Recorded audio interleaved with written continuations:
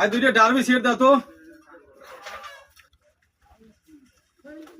দুইটা দাও দুইটা। এ ভাইও কত দেশ? 10 টাকা। কোন দুনিয়াত পড়িয়েছিস? কি আছে? এলাও 10। ইতে কি কইছে গিলা?